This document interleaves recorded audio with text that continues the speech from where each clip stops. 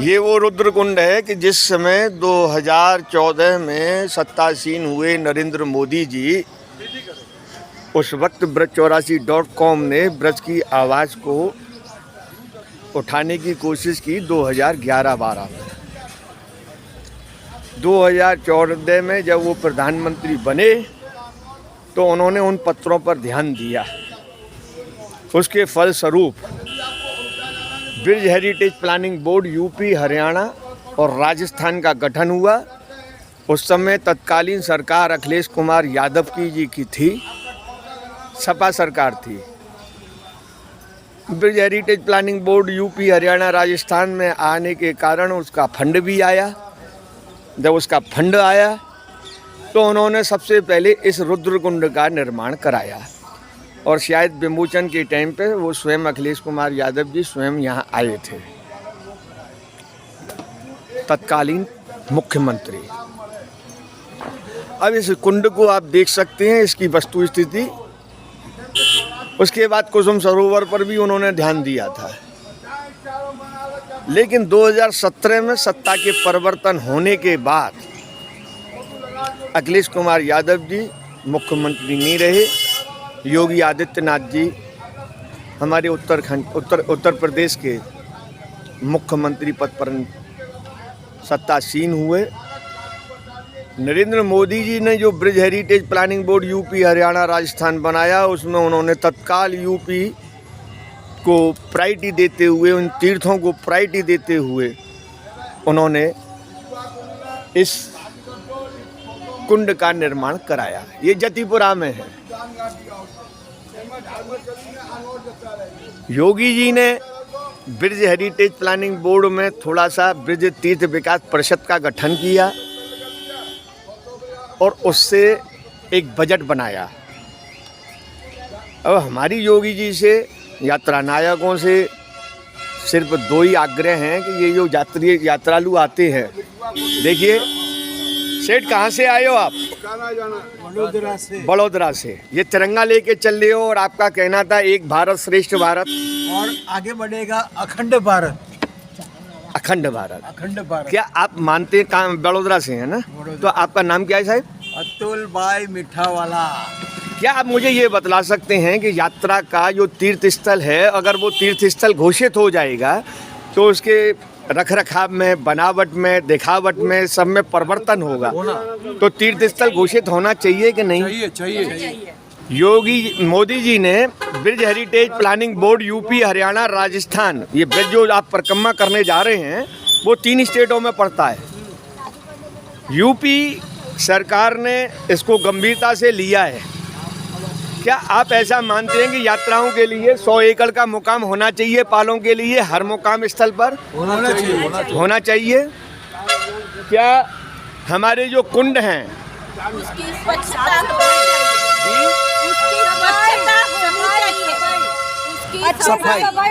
सफाई होनी चाहिए। उसकी स्वच्छता सफाई होनी चाहिए। अब जैसे मधुबन में आपकी यात्रा पड़ी थी, मधुबन से आपके पाल कितने दूर थे?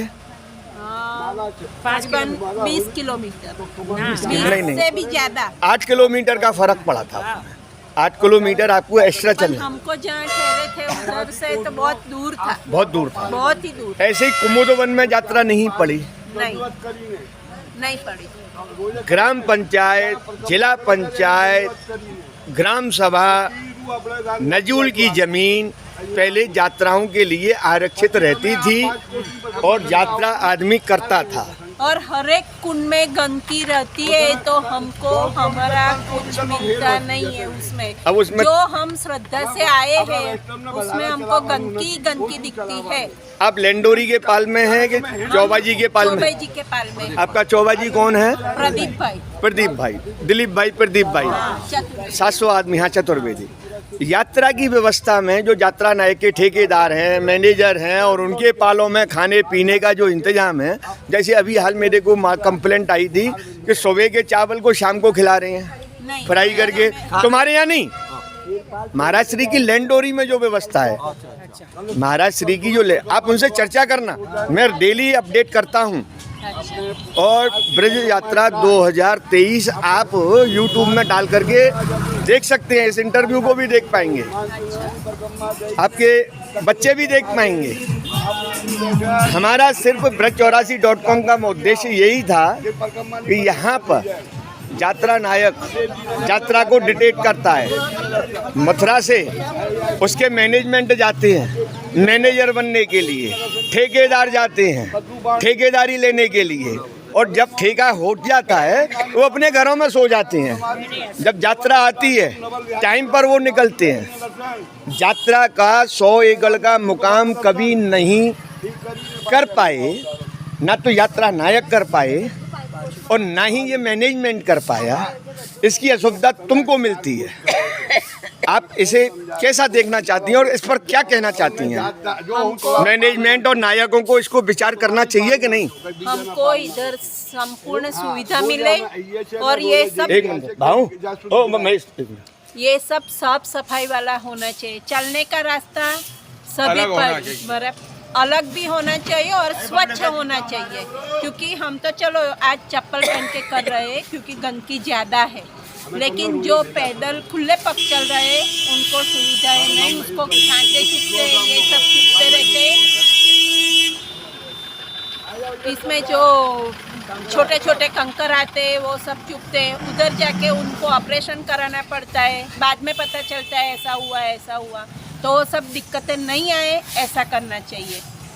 हमारी योजना तो ये है कि जिस समय आप मथुरा से मधुबन जाएं तो मधुबन से दोनों तरफ ग्रीनरी आपके पेड़ों की होनी चाहिए, तड़का नहीं होना चाहिए। इस ब्रज में कम से कम 10 करोड़ पेड़ लगने चाहिए यात्रा के दौरान, ताकि ग्रीनरी हरियाली सब बनी रहती है।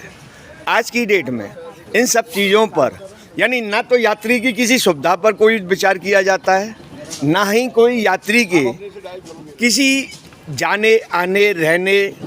सरकार गंभीर है हमारी उत्तर प्रदेश की, माननीय योगी जी हमारे मुख्यमंत्री बहुत गंभीर हैं, लेकिन वो एडमिनिस्ट्रेशन से लेकर के और कुछ राजनेताएं और कुछ चाटुकार ऐसे आदमी मिले हुए रहते हैं जो कुछ सच्चाई को उनसे दूर रखते हैं। उसका खामियाजा आपको हर साल भुगतना पड़ता है। आप जैसे अब NRI इसमें कितने हैं? कुछ भाग गए हैं, 10,000 पब्लिक आई है ये। अब उसकी व्यवस्था तो नहीं है ना, सरकार नहीं दे पाई, न नायक दे पाए, न उनके व्यवस्थापक दे पाए। 100 एकड़ की जगह भी नहीं दिया उसको ठहराने के लिए। ये जगह होनी चाहिए, ये होनी चाहिए ना। हाँ। राजस्थान सरकार को इस ओर ध्यान देने की जरूरत है, एकदम जरूरत है। कामा क्षेत्र में अब यहाँ से जतीपुरा में आप जाते ही हम राजस्थान की यात्रा करेंगे। राजस्थान में पड़ने वाले तीर्थ स्थल घोषित होने चाहिए कि नहीं होने चाहिए? वो तो होना ही चाहिए। हमारे वैष्णव के लिए तो खास ही होता है, ऐसा नहीं वैष्णव और भी आते हैं। गुजरात से आए हुए ये वैष्णव इस तिरंगा को लेकर के चल रहे हैं। इन्हें अपना स्वाभिमान दिखता है इस तिरंगे में, और इन्हें आज भी उम्मीद है कि हिंदू राष्ट्र भारत बन चुका है, अब अखंड भारत बनने जा रहा है। इनने बार बार कहा है भारत अखंड होने जा रहा है। इसके लिए मोदी जी को धन्यवाद बनता है।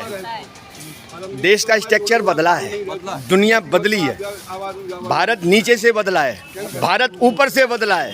ये मीडियम भारत भी बदलना पड़ेगा।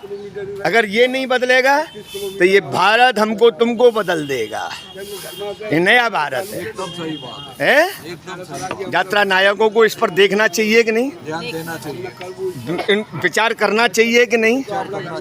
हर साल यात्रा उठती हैं, आपके लिए सुविधाएं होनी जरूरी है, रास्ते बिल्कुल कन्फर्म होने चाहिए, हर तीर्थ पर व्यवस्थाएं ऐसी होनी चाहिए कि आप चाय पानी नाश्ता करना चाहें, बिजली पानी सारी सुविधाएं आपको होनी चाहिए।